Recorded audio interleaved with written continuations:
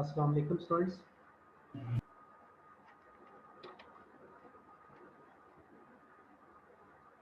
वालेकुम अस्सलाम सर। जी, आवाज़ ठीक आ रही है?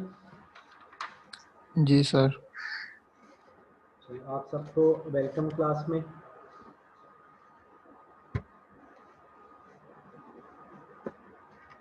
हाँ जी, कल हमने थोड़ा सा स्टार्ट लिया था as a introductory class.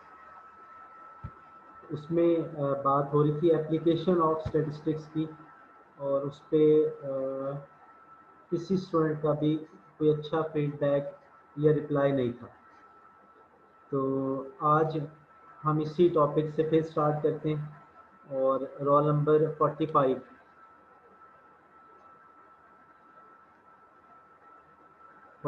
Roll number. Ji sir. जी जी, सर। कोई एप्लीकेशन आपके ज़हन में हो जिस तरह कल बताया था?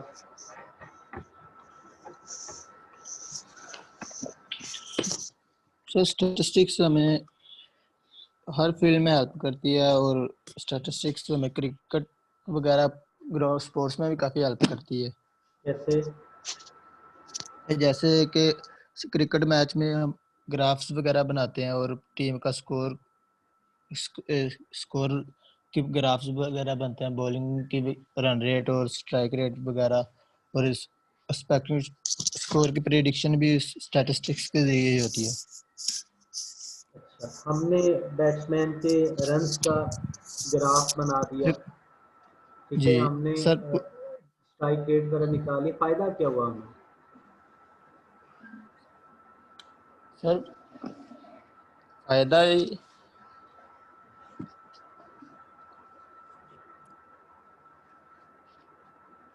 फायदा इसका सर यही है कि हमें डाटा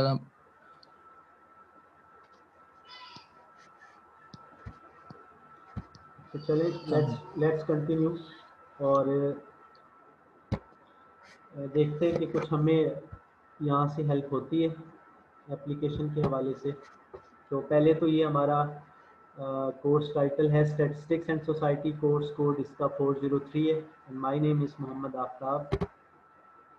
अब सबसे इम्पोर्टेंट क्वेश्चन है why statistics, why this course, and I don't like statistics, so why I am studying it. तो जब मुझे आता ही नहीं है ये सब्जेक्ट, या मुझे पसंद नहीं है, और एडमिशन जो हमारा हुआ है स्टूडेंट्स का स्टैटिस्टिक्स के अंदर, तो बहुत से स्टूडेंट्स जो हैं वो बाय चॉइस आए होंगे स्टैटिस्टिक्स में कि अच्छा सब्जेक्ट है, तो हम इसको अडॉप्ट करते हैं, इसको हम पढ़ते हैं। कुछ स्टूडेंट्स आए होंगे कि हम हमारा एडमिशन कहीं और नहीं हो रहा, तो ये अच्छा सब्जेक्ट है, बाकी के निस्बत तो हम इसमें एडमिशन ले लेते हैं। और कुछ स्टूडेंट्स जो थे उनको फोर्स किया गया फैमिली मेम्बर्स की तरफ से, दोस्तों की तरफ से, या वो खुद फैसला नहीं कर पाए और उनका एडमिशन इस सब्जेक्ट में हो गया। तो ये 3 मेजर ग्रुप्स मैंने बनाए। अब जो ग्रुप नंबर 1 है, जो बाय चॉइस आए हैं, definitely they are on top. उनकी अपनी विश थी कि हमें इस सब्जेक्ट में आना है। तो कल जो हमारी क्लास थी, तो उसमें अच्छी खासी तादाद में स्टूडेंट्स थे, तो किसी स्टूडेंट का फीडबैक नहीं आया। तो उस तादाद के अंदर बाई चॉइस वाले स्टूडेंट्स भी होंगे, और ऐसे स्टूडेंट्स भी होंगे जिनके पास कोई और चॉइस नहीं थी। कुछ ऐसे स्टूडेंट्स भी होंगे जिन्हें फोर्स किया गया कि आप ये सब्जेक्ट पढ़ें, लेकिन किसी भी स्टूडेंट ने ना रिप्लाई नहीं किया। मे बी पहली क्लास थी तो वो रिस्पांस नहीं दे सके। तो ये क्वेश्चन बड़ा इंपॉर्टेंट है, क्यों स्टैटिस्टिक्स हमें पढ़ाई जाती है? हमें मैट्रिक लेवल पे नहीं पढ़ाई गई, तो उसके बाद इंटर लेवल पे आए तो हमने इसको बाय चॉइस लिया। मैथमेटिक्स की तरह ये कंपलसरी सब्जेक्ट नहीं है, तो क्यों, इसकी क्या इम्पोर्टेंस है? ये हमारा जो सिलेबस है स्टैटिस्टिक्स एंड सोसाइटी, उसमें ये पहला ऑल इम्पोर्टेंट क्वेश्चन है कि आपको ये पता हो कि हम ये सब्जेक्ट क्यों पढ़ रहे हैं। सो इस चीज़ को बहुत इम्पोर्टेंस दीजिएगा। तो मैं इसकी एप्लीकेशन के हवाले से कंटिन्यू करता हूँ। तो मैंने डिफरेंट सब्जेक्ट से इसकी एप्लीकेशन की कोशिश की है। तो सबसे पहले पब्लिक एडमिनिस्ट्रेशन में स्टैटिस्टिक्स का क्या रोल है, इसको हम देखते हैं। अब पब्लिक एडमिनिस्ट्रेशन में क्या होता है कि जो सारी पब्लिक से रिलेटेड चीज़ों को एडमिनिस्टर करना होता है, रूल्स और रेगुलेशंस के अंडर लाना होता है, डिसिप्लिन करना होता है, तो उसमें स्टैटिस्टिक्स हमें कैसे हेल्प करती है, let's see. Consider the local food pantry for example, ये मैं एग्जांपल ले रहा हूँ, कोई फूड स्टोर है जहाँ पे खुराक की ज़ख़ीरा अंदोज़ी होती है। तो what is the average number of hours donated by volunteers to the organization in a typical week? मतलब उस फूड पेंट्री के अंदर, उस फूड स्टोरेज वाली जगह पे जो लोग काम करते हैं, ऑन दी एवरेज वो एक हफ्ते में कितने घंटे काम करते हैं। तो अब ये जो हमारा क्वेश्चन है, अब इसमें भले से वो कई सालों से वहाँ सर्व कर रहे हैं, लेकिन हमें जो है इंफॉर्मेशन जब वहाँ से कलेक्ट करना है, तो हम हर एक दिन की इंफॉर्मेशन नहीं देंगे कि ले जी कल इसने 10 घंटे काम किया, आज इसने 6 घंटे काम किया, 2 दिन पहले इसने 8 घंटे काम किया।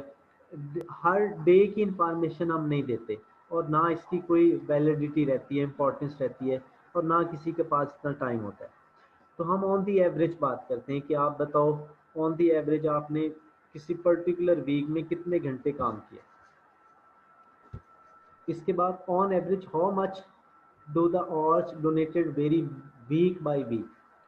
फिर एक हफ्ते में जो घंटे आपने काम किया, फिर दूसरे हफ्ते में जो आपने ऑन दी एवरेज काम किया, फिर तीसरे हफ्ते में जो ऑन दी एवरेज काम किया, एंड सो ऑन।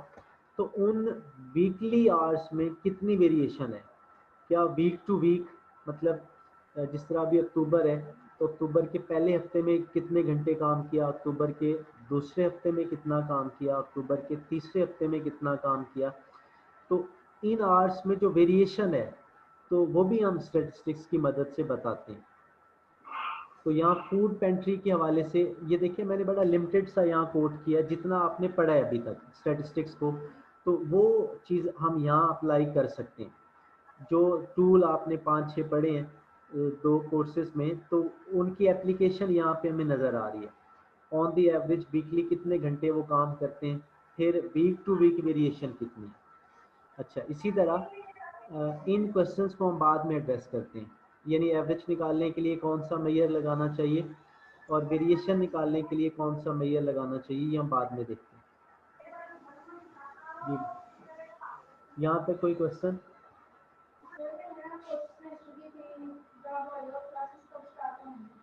क्लासेस शुरू हैं,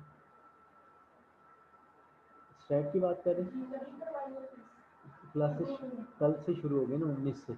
अब आपका कोई ग्रुप वगैरह बनेगा तो आप शूर साहब हैं सामने ऑफिस में, उनसे पूछ। जी, यहाँ तक कोई क्वेश्चन हो? अब देखिए, मैंने know just sir. Food pantry यानी फूड स्टोरेज जो है, अब ये पब्लिक एडमिनिस्ट्रेशन की बात है। पब्लिक है तो खुराक है, और खुराक की रसाई, उसकी पहुंच बहुत ज़रूरी है, तो उसके लिए वर्कर का बड़ा कंट्रीब्यूशन है। तो मैंने वर्कर्स को लेके उनकी जो वीकली जो वो लेबर करते हैं, उस इंफॉर्मेशन पे मैंने स्टैटिस्टिक्स को अप्लाई किया। अब बताएं, क्या स्टैटिस्टिक्स के अलावा कोई टूल है जो हमें एवरेज परफॉर्मेंस बता दे या वेरिएशन बता सके other than statistics? Is there any subject available to us?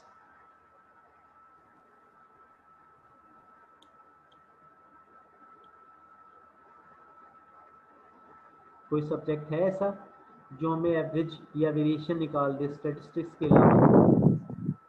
No sir. अब डियर स्टूडेंट्स, ये चीज़ है जिसकी डिमांड है कि हमें खुद को मनवाना आता हो। हमारे एक टीचर थे, तो वो बड़ा खूबसूरत एक कोटेशन यूज़ किया करते थे, उसका मफहूम है एग्जैक्टली मुझे याद नहीं है। वो कहते थे कि काम से मोहब्बत करो, और फिर काम जो है उसको नज़र आना चाहिए। अब आप स्टैटिस्टिक्स पढ़ रहे हैं और आप अगर एप्लीकेशन नहीं बता पा रहे, तो इट मीन्स कि आप मजबूरन पढ़ रहे हैं, कोई शौक नहीं। अब देखिए, जस्ट ये वर्ड है फूड पेंट्री। अब उस फूड पेंट्री में बहुत से लोग काम कर रहे हैं, तो उस काम कि करने के लिए यूनिट मैंने लिया है वीक, मंथ हो सकता है, ईयर हो सकता है। तो कितनी वहाँ पे एवरेज उनकी वर्किंग आवर्स हैं वो निकाल लें, और फिर हर हफ्ते से दूसरे हफ्ते तक जो वेरिएशन आती है उनके काम में उसको आप कंप्यूट कर लें। इसके बाद अगली example, consider the regional office of the department of motor vehicles. अब ये मोटर व्हीकल्स की हम बात करें, how many clients on average seek service in a typical day. तो जो मोटर बाइक्स वगैरह या व्हीकल्स की जो ट्यूनिंग वगैरह करवाते हैं तो वो सर्विस वगैरह जो करवाते हैं तो कितने क्लाइंट्स ऑन दी एवरेज किसी पर्टिकुलर जगह पे जाके किसी व्हीकल शॉप पे जाके अपना काम करवाते हैं। तो अब क्लाइंट्स जो ऑन दी एवरेज विजिट करते हैं किसी पर्टिकुलर डे में तो वो हम एवरेज निकाल लेंगे। By how much does this number very day to day. तो ऑन दी एवरेज जो कस्टमर जो क्लाइंट्स गाड़ी सर्विस करवाने जाते हैं तो डे टू डे उनमें कितनी वेरिएशन है। जैसे 19 अक्टूबर को गए, 20 अक्टूबर को गए, 21 अक्टूबर को गए, तो जो क्लाइंट्स विजिट करते रहे और सर्विस करवाते रहे तो वो उन क्लाइंट्स की जो नंबरिंग है उसमें वेरिएशन कितनी है। तो again statistics will be beneficial to us. तो ये दो एप्लीकेशन पब्लिक एडमिनिस्ट्रेशन में मैंने आपके सामने रखी और बड़ा लिमिटेड। मैं दोबारा कह रहा हूँ कि जितना अभी तक आपने पढ़ा है तो मैंने सिर्फ उसी तक बात की है। इसके बाद रिग्रेशन, कोरिलेशन, जो अगली चीज़ें जो अब आप इस सेमेस्टर में पढ़ रहे हैं तो उसके लिए फिर इस चीज़ को आगे मज़ीद इन्हांस किया जा सकता है। यहाँ तक कि स्लाइड पे कोई क्वेश्चन हो आपका?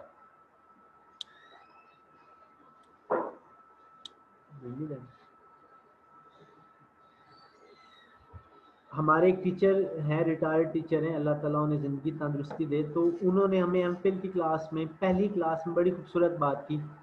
किसी फॉरेन स्कॉलर की उन्होंने बात कोट की कि जो स्टूडेंट या कोई पर्सन सोचता है कि ये कैसे है, क्यों है, किधर से आया, क्या इसका इस्तेमाल है, तो इट मीन्स कि उसके पास हाफ नॉलेज है, हाफ नॉलेज उसके पास है। अब अगर वो पूछ ले और आगे उसको कोई बता दे तो उसका नॉलेज मुकम्मल हो गया। तो हमारा अलमिया ये है कि questions are the key to the success, but हमने क्वेश्चन करना ही छोड़ दिया। हम खामोशी इख्तियार कर गए तो बस रटा लगाना, नंबर लेना और कंसेप्चुअलाइजेशन की तरफ हम नहीं आ रहे। तो ये कोशिश करें आप, या तो आप, मैं अगर पूछूं तो आप पार्टिसिपेट करके बताएं, और अगर नहीं आपको समझ आ रही तो आप क्वेश्चन करें। अपने टीचर को आगे जाने ही ना दें कि सर ये कैसे आपने लिख दिया, ये कैसे एप्लीकेशन है स्टैटिस्टिक्स की। आप पॉजिटिव क्रिटिसिज्म करें ताकि आपको आपका टीचर बताए। ये बहुत इंपॉर्टेंट है। इस स्लाइड पे कोई क्वेश्चन है? नो ना सर। सर। अच्छा, नेक्स्ट देखते हैं हम। मैंने ये जानबूझ के फील्ड लिए और इस पे हम थोड़ी डिटेल से बात करेंगे। Application of statistics in applied linguistics.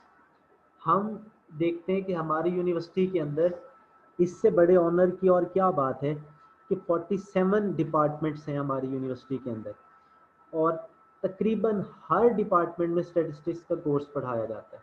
जैसे मैंने आपको बताया कि इस्लामियात में अभी जो बीएस के एडमिशन हुए तो पहले सेमेस्टर में भी उन्होंने स्टैट का कोर्स पढ़ना है और यही बेसिक चीज़ें पढ़नी है, दूसरे सेमेस्टर में भी पढ़ना है।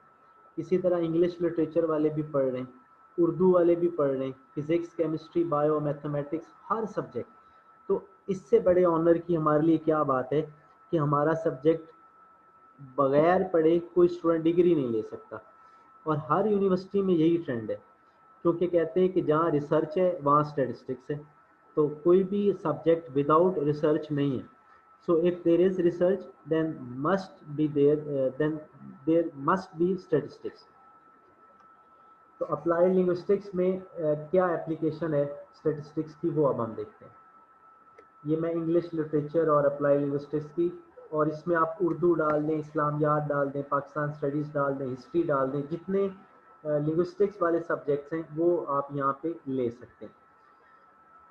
Time taken to utter a sentence. एक जुमला बोलने में या कई जुमले बोलने में जितना टाइम कंज्यूम होता है तो ये स्टडी है हमारी। तो इस पे ये जो टेबल आप देख रहे हैं इसको मैं थोड़ा मज़ीद इलाबोरेट करता हूँ। पहले ये स्लाइड पढ़ लेते हैं। Times taken to utter a sentence मतलब आप यूँ कह लें कोई 50-60 स्टूडेंट्स को लिया गया, ठीक है, 60 स्टूडेंट्स का सैंपल लिया गया और उन्हें कहा कि ये सेंटेंस आप पढ़ें। तो जैसे ये सेंटेंस लिखा हुआ है, a comparison of word lengths in the plays of Shakespeare and Marlowe, ये सपोज एक जुमला है। तो ये जुमला पढ़ने के लिए 60 स्टूडेंट्स का सैंपल लिया गया। तो अब पहले स्टूडेंट ने पढ़ा तो मे बी उसने 3 सेकंड में पढ़ दिया हो ये जुमला, दूसरे स्टूडेंट ने पढ़ा तो मे बी 5 सेकंड में पढ़ा हो, किसी ने 4 सेकंड में पढ़ा हो, किसी ने 6 सेकंड में पढ़ा हो। तो वो जो डिटेल है वो हमने यहाँ पे सपोज करें ऐसे लिखी है, यानी वो स्टूडेंट्स जिन्होंने सेंटेंस पढ़ने में 3.1 से 3.5 सेकंड्स तक टाइम कंज्यूम किया उनकी तादाद 5। जिन स्टूडेंट्स ने सेम जुमला पढ़ने में 3.6 से 4 सेकंड्स तक टाइम कंज्यूम किया उनकी तादाद 18। जिन स्टूडेंट्स ने 4.1 से 4.5 सेकंड्स तक टाइम कंज्यूम किया उनकी तादाद 25। जिन्होंने 5.6 से 6 सेकंड्स तक वो जुमला पढ़ा उनकी तादाद 5। ये हमने फ्रीक्वेंसी डिस्ट्रीब्यूशन बना ली, ये आपने पहले कोर्स में देखी है ना सर बच्चों की तादाद तो 60 है, जी जी। फ्रीक्वेंसी में बढ़ गई है क्या बच्चों की तादाद देखें तो। फ्रीक्वेंसी में? सर फ्रीक्वेंसी में तो काफ़ी बच्चे हो गए हैं। जी जी, मैंने सपोज किया ना, ये टोटल ज़ाहिर है हम कर लेंगे। ये अगर फॉर एग्जांपल 100 है तो कोई इशू नहीं है, मैं वो बात नहीं कर रहा। मैंने कहा सपोज करें हमने कुछ स्टूडेंट्स का सैंपल लिया और चलें इसका टोटल कर लें एग्जैक्ट। अगर हम इसका टोटल करें तो ये बनेगा 77, ये 100 है। तो 100 स्टूडेंट्स का सैंपल लिया और उन्हें कहा कि ये जुमला आप पढ़ें, जहाँ ये मेरा कर्सर है। तो ये जुमला पढ़ने में जो टाइम कंज्यूम किया वो डिटेल इस तरह से। अब हमने उन 100 स्टूडेंट्स को क्लासीफाई कर दिया जितना टाइम लिया उन्होंने ये जुमला पढ़ने में। तो ये क्लासिफिकेशन है, 3.1 से 3.5 सेकंड्स तक जो टाइम कंज्यूम किया उनकी तादाद 5। इसी तरह अगली डिटेल। तो ये हमने देखे किस तरह से लिंग्विस्टिक्स में से नंबर्स निकालें।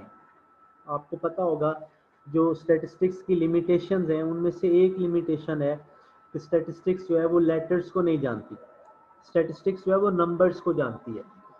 तो नंबर्स क्रिएट करना बहुत इम्पॉर्टेंट है। तो देखिए हमने किस तरह से जुमला एक इंग्लिश लिटरेचर का पकड़ा, उसको पढ़ने में जो टाइम लगा उस हिसाब से हमने डिस्ट्रीब्यूशन बना दी।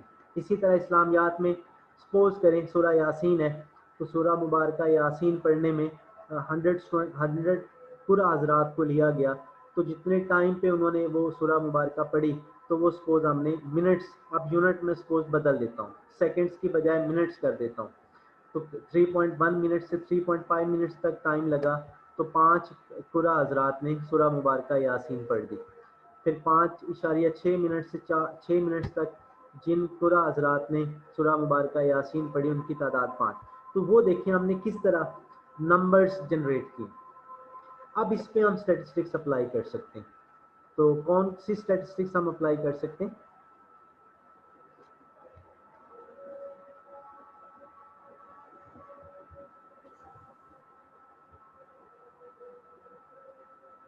सब मेन वाली।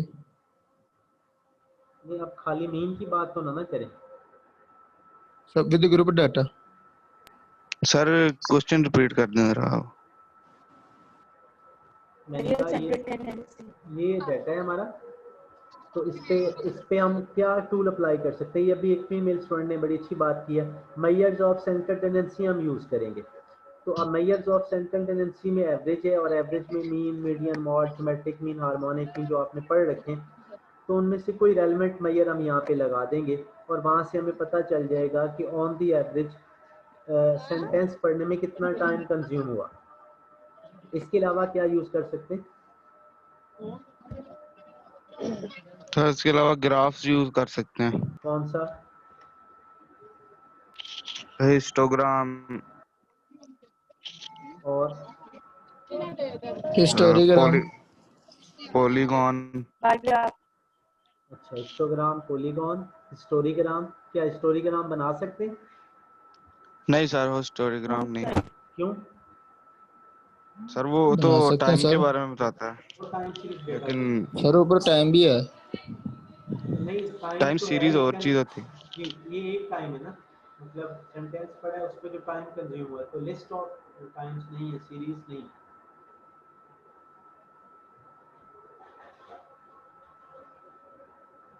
सही हो गया।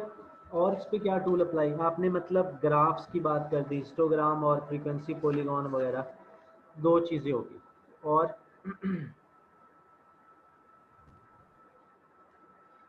25 कुछ कहना चाह रही है।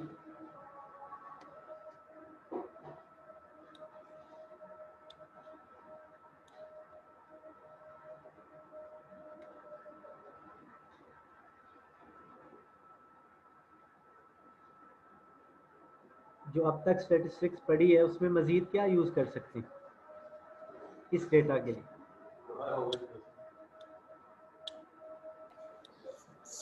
वही क्वार्टाइल, डिसाइल, परसेंटाइल भी। सही है, इससे आगे निकलें। और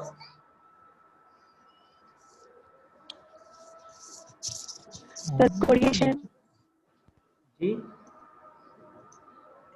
कोरिलेशन नहीं, कोरिलेशन नहीं है, यहाँ पे एक ही वेरिएबल है तो कोरिलेशन नहीं। और कोरिलेशन पढ़ लिया आपने? सेकंड ईयर में पढ़ा। अच्छा, उधर पढ़ा है। अच्छा, तो मज़ीद कोई नहीं बात बताने वाली भाई, आप भूल रहे हैं।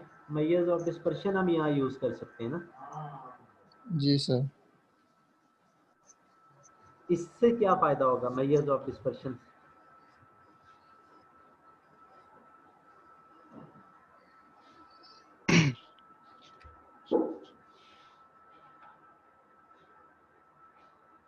सर हमें ये पता लग जाएगा डाटा किस तरफ से ज्यादा डिविएट हो रहा है। अच्छा, कोई और?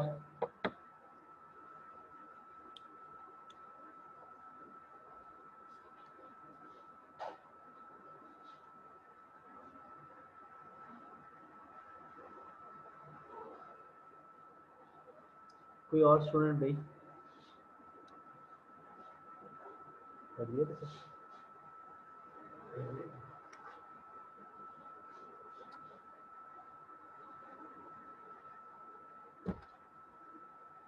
आप लोगों ने बड़ी तफसील के साथ मेजर्स ऑफ डिस्पर्शन और मेजर्स ऑफ सेंटर टेंडेंसीज जो है वो पढ़े हैं, तो अब बताएं ना एप्लीकेशन।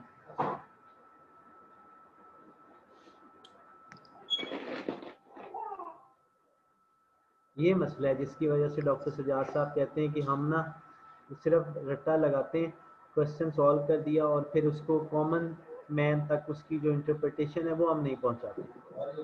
इसीलिए वो अपने हर क्वेश्चन पेपर पे अक्सर वो स्टेटमेंट लिखते हैं कि इंटरप्रेट, और ब्रैकेट में लिखते हैं कि इंटरप्रिटेशन ऐसी होनी चाहिए जो आम आदमी को समझ आए।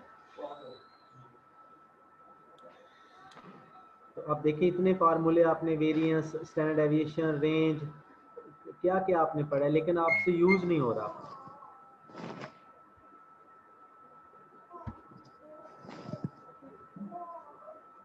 मैं बताऊं? जी सर। अब देखिए, इस पे जो पहले स्टूडेंट ने कहा कि हम मेजर्स ऑफ सेल्टन टेंडेंसी यहाँ पे यूज़ कर सकते हैं, तो जब हम यूज़ करेंगे तो एक एवरेज का आंसर आएगा, सिंगल आंसर आएगा। तो फॉर एग्जांपल आंसर आता है 4 सेकंड्स, यानी हमने अरिथमेटिक मीन निकाला और आंसर आया 4 सेकंड्स। तो हम कहेंगे कि ऑन दी एवरेज जो ये जुमला पढ़ने में टाइम कंज्यूम हो रहा है वो 4 सेकंड है। तो ये एक फिगर है जिसने सारी स्टोरी को एलाबोरेट कर दिया।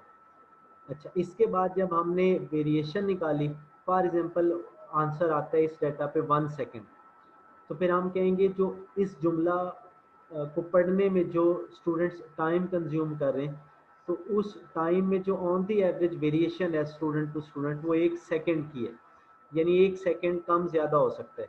एवरेज 4 सेकंड है और जो वेरिएशन है वो 1 सेकंड की है।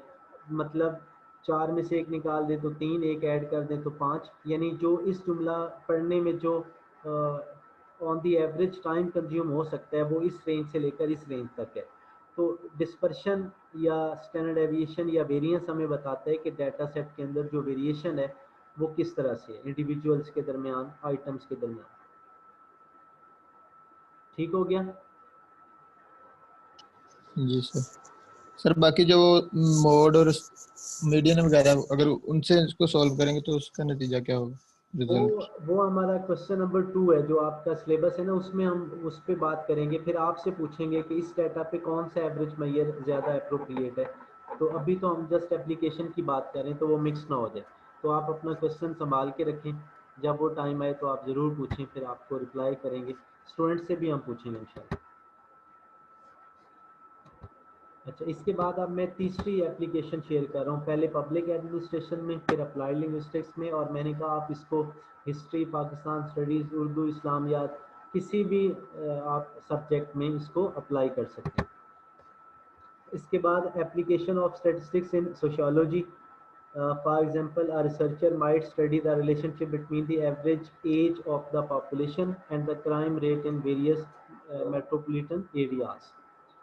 तो कोई रिसर्चर है जो देखना चाहता है क्राइम रेट्स मुख्तलिफ इलाकों में और जो पॉपुलेशन वहाँ पे रह रही है उनकी एवरेज एज, तो इसके दरमियान रिलेशनशिप अगर फाइंड करना है तो आप आगे इंशाल्लाह पढ़ोगे इसी सेमेस्टर में कोरिलेशन की फॉर्म में, तो वहाँ से हम रिलेशनशिप डेवलप कर सकते हैं। इसी तरह a researcher might conduct interviews to determine if the elderly are victimized by crime more often than younger respondents. अगर ये देखना हो कि जो हमारे बुज़ुर्ग हजरात हैं तो वो ज़्यादा विक्टिमाइज्ड होते हैं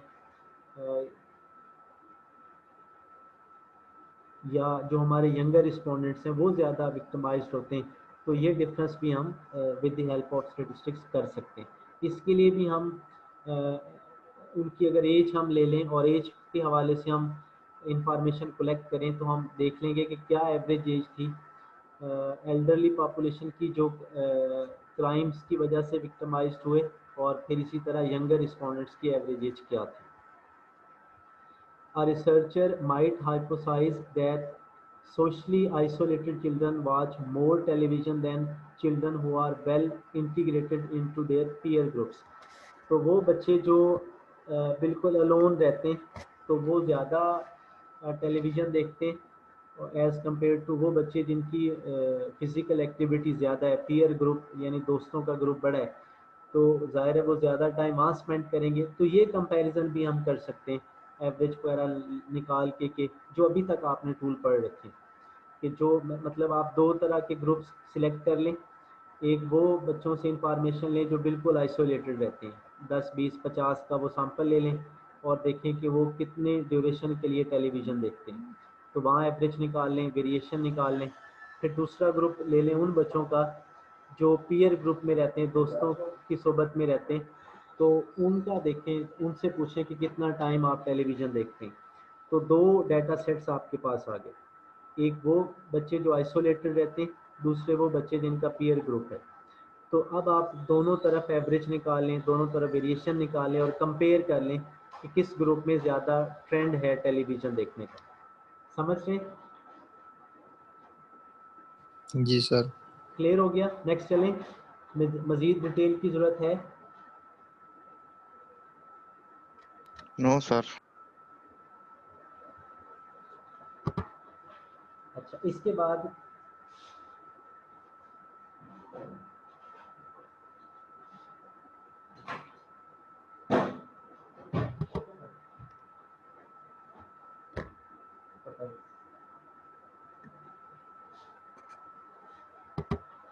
application of statistics in biostatistics. Medical sciences में, हेल्थ साइंसेस में किस तरह से स्टैटिस्टिक्स की एप्लीकेशन है, अब इसको हम देख लेते हैं। तो ये जो जितनी मैं बातें कर रहा हूँ, आई नो कि तकरीबन हर कोर्स में आपको आपके टीचर ने बताई हैं, लेकिन मसला ये है कि हम आगे नहीं बताते। आगे बताने से मतलब है हम अपना वो कॉन्फिडेंस नहीं रखते कि हमसे कोई पूछे कि स्टैटिस्टिक्स की एप्लीकेशन क्या है और हम उसको बता दें और उसको बैक फुट पे ले जाएं कि देखें हमारा सब्जेक्ट कोई बोरिंग सब्जेक्ट नहीं है, कोई एवं तैवी सब्जेक्ट नहीं है, बड़ा इंपॉर्टेंट सब्जेक्ट है, सॉलिड ग्राउंड्स हैं इसकी और इसकी एप्लीकेशन है। तो फिर हम लोगों को स्टैटिस्टिक्स और लोगों के दरमियान जो एक गैप है उसको हम ख़त्म कर सकते हैं और इसमें हमारा बड़ा कंट्रीब्यूशन है। लेकिन अगर हम एज अ स्टूडेंट और एज अ टीचर अगर हम खुद ही नहीं बता पा रहे, मतलब स्टैटिस्टिक्स का मैं टीचर हूँ और मुझे कुछ नहीं पता, आप स्टैटिस्टिक्स के स्टूडेंट हैं और आपको कुछ नहीं पता, तो फिर हम दूसरे गैर लोगों को हम क्या बताएंगे कि हमारा सब्जेक्ट कितना इम्पोर्टेंट। तो इसलिए बहुत ज़रूरी है कि हम अपने सब्जेक्ट की अवेयरनेस रखें और फिर सोसाइटी को इससे लिंक करें ताकि हमारी सोसाइटी के अंदर एक रिस्पेक्ट हो कि हम एक अच्छा सब्जेक्ट पढ़ते हैं और पढ़ाते हैं। तो बायोस्टैटिस्टिक्स में देख लें, risk factors of people suffer from chronic kidney disease. अब जिन लोगों को ये गुर्दों का मसला है, तो किडनी डिजीज़ है, तो कौन से ऐसे फैक्टर हैं जिसकी वजह से उन्हें ये डिजीज़ होती है। अच्छा, अब जब तक हम स्टैटिस्टिक्स अप्लाई नहीं कर रहे, हम नहीं अप्लाई कर रहे, किसी से आप पूछ लें कि ये जो किडनी डिजीज़ है इसकी वजह क्या हो सकती है, तो बहुत से लोग विदाउट नोइंग और नोइंग वो बहुत सा कमेंट कर जाएंगे, जी पानी साफ नहीं पीते हम इसलिए ऐसे हो जाता है, हम एक्सरसाइज नहीं करते, हम हमारी फूड आइटम्स अच्छी नहीं है। मतलब वो ऐसे ही बैठे बिठाए जहाँ पे भी वो बैठे हो तो वो अच्छे खासे 4-5 पॉइंट्स वो रेज कर देंगे। क्या मैं सही कह रहा हूँ? जी जी सर। सर। ये इतना नॉलेज तो है ना सबके पास कि क्या वजह हो सकती है। तो उनकी फैमिली में किसी को ये प्रॉब्लम हुआ होगा, कहीं वो आए गए होंगे तो सुना होगा, नॉलेज तो है, इंफॉर्मेशन तो है। तो अब हमारे दरमियान और उन लोगों के दरमियान क्या डिफरेंस हुआ, मतलब इतना तो वो भी जानते हैं, इतना हम भी जानते हैं, तो स्टैटिस्टिक्स क्या फ़ायदा प्रोवाइड करती है, इस पे हम बात करते हैं।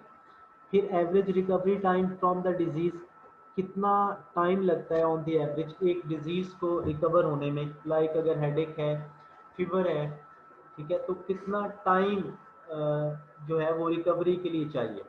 तो अब ये तकरीबन ये भी हर कोई कमेंट कर सकता है जी कि अगर आपको बुखार है हल्का फुल्का तो आप पैनाडॉल लगातार 2-3 दिन इस्तेमाल करें तो आप ठीक हो जाएंगे। ये इवन मेडिकल स्टोर वाला ये बात कर रहा होता है जिसने मेडिसिन या मेडिकल नहीं पढ़ा हुआ, तो ये इंफॉर्मेशन वो भी रखता है, ये इंफॉर्मेशन हम भी रखते हैं। फिर age variation in the patients of chronic kidney disease, जो किडनी डिजीज़ के पेशेंट्स हैं उनकी एज में कितना डिफरेंस होता है। क्या वो शुरू की एज के लोग होते हैं, मतलब यंग होते हैं, एडल्ट्स होते हैं, या फिर वो बड़ी एज के होते हैं, एल्डर पॉपुलेशन से होते हैं, तो क्या वेरिएशन है उसमें। तो वो अगर आप किसी से पूछें तो ऐसे लोग कह देंगे कि 40 ईयर एज के बाद ये डिजीज़ जो है वो सामने आती है, तो वेरिएशन जो है वो 5 साल की है तकरीबन, तो वो फिगर ऐसी बता दें।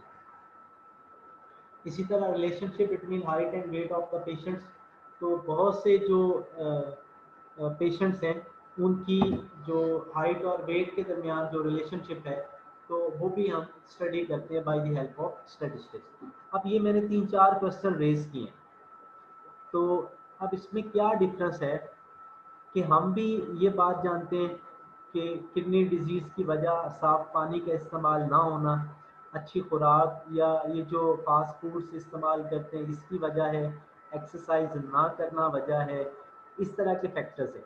तो ये हम भी विदाउट अप्लाइंग एनी स्टैटिस्टिक्स बता रहे हैं और एक और आदमी भी बता रहे हैं। डिफरेंस क्या है? क्वेश्चन है ये? ये क्या ये इम्पोर्टेंट ये क्वेश्चन है करने वाला?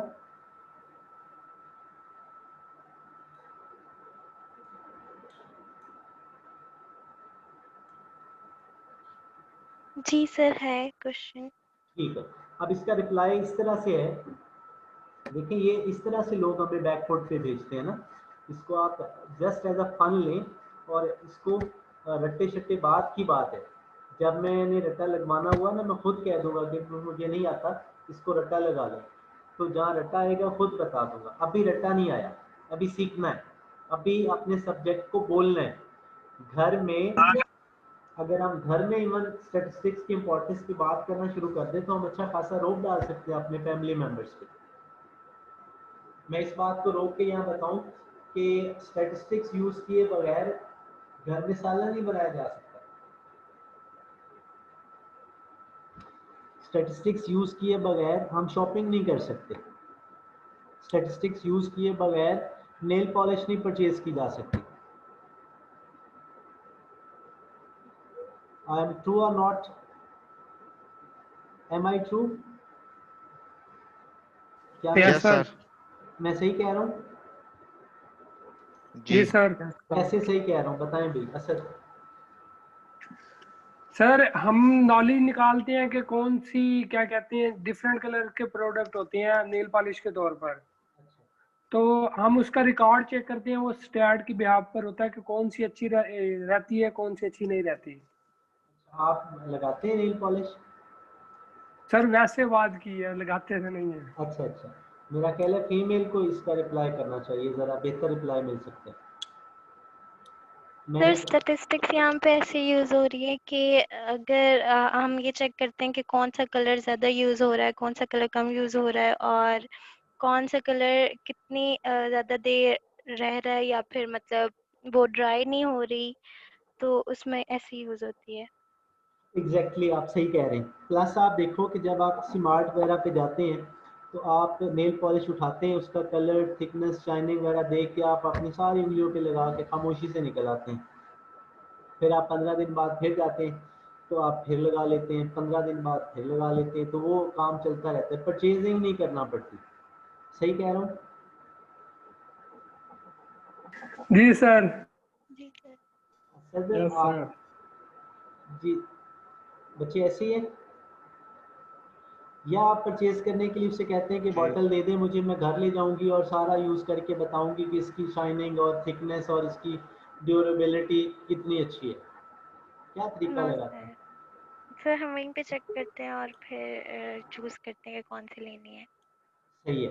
तो वो आपने बेसिकली सैम्पलिंग की है ना, आपने उस बॉटल में से थोड़ा सा आपने डिप किया, उसको एक दो नेल पे लगाया और वहाँ से आपने ऑब्जर्व कर लिया। So this is statistics. घर में सालन बनाते हैं, किसको बनाना आता है फीमेल्स में से?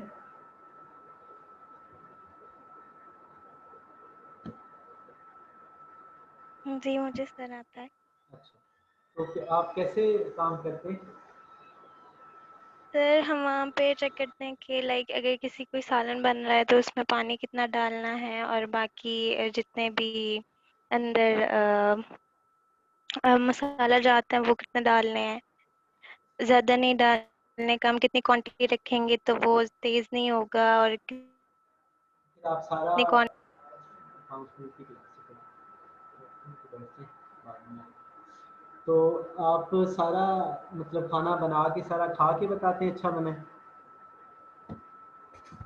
मतलब नो 5 सर। मिनट की क्लास, ठीक है फिर आप, बल्कि 2 मिनट की आप है।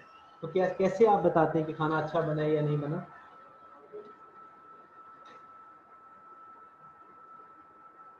सर उसको साथ साथ चेक करते हैं। चेक करते करते सारा खा जाते हैं? नहीं सर। अच्छे, एक ही दफ़ा चेक करते हैं ना, और उसका मिर्च मसाला इंग्रेडिएंट्स आप ऑब्जर्व कर लेते हैं, फिर आप कहते हैं डन जी अच्छा बन गया, आप सर्व करें लोगों को। सारा खा के तो नहीं बताते ना। जी sir. This is again statistics. तो हम तो घर का निज़ाम ही नहीं चल सकता, हम तो भूख हड़ताल हो जाए अगर स्टेटिस्टिक्स ना हो। एक जो पकाने वाले उसकी मौजें लग जाएं, पकाता जाए और सारा खा के कहे जी एक्सीलेंट बना है, आप दोबारा बनाएं जी। तो ऐसे नहीं है, बना के उसको थोड़ा टेस्ट करके तो फिर उसके लिए हम रिप्लाई करते। This is the application of statistics. तो यहाँ पे जो मैंने क्वेश्चन रेज किया था, लास्ट मिनट है हमारी क्लास का, कि हम में और उन लोगों में डिफरेंस क्या है? डिफरेंस ये है कि उन्होंने सिर्फ ये कहा कि किडनी डिजीज़ होने की जो वजह है वो साफ पानी का इस्तेमाल ना करने की वजह से है, या फिर एक्सरसाइज ना करने की वजह से है, या फिर फास्ट फूड इस्तेमाल करने की वजह से। तो ये बात ठीक है उनकी, हम भी ऐसे ही कह रहे हैं, लेकिन इसकी क्वांटिटी में हम नहीं बता रहे। क्या ऐसा किसी ने कभी बताया है कि अभी 30% रिस्क ज़्यादा हो जाता है अगर आप साफ़ पानी इस्तेमाल ना करें, 20% किडनी डिजीज़ का रिस्क ज़्यादा हो जाता है अगर आप फास्ट फूड का इस्तेमाल करें, 10% रिस्क बढ़ जाता है अगर आप एक्सरसाइज ना करें? ये कभी सुना है हमने? No sir. ये हम बताते हैं, ये हम एक्सपेरिमेंट करके रिजल्ट निकाल के हम बताते हैं। यहाँ हम एज अ स्टेटिस्टिशियन हेल्प करते हैं। आप लोगों ने अगली क्लास में इस तरह की नई एक एप्लीकेशन ढूंढ के रखनी है, मैं इंशाल्लाह अब आपसे पूछूंगा और आप इसको रिप्लाई करोगे। कोई क्वेश्चन हुआ तो ग्रुप में पूछ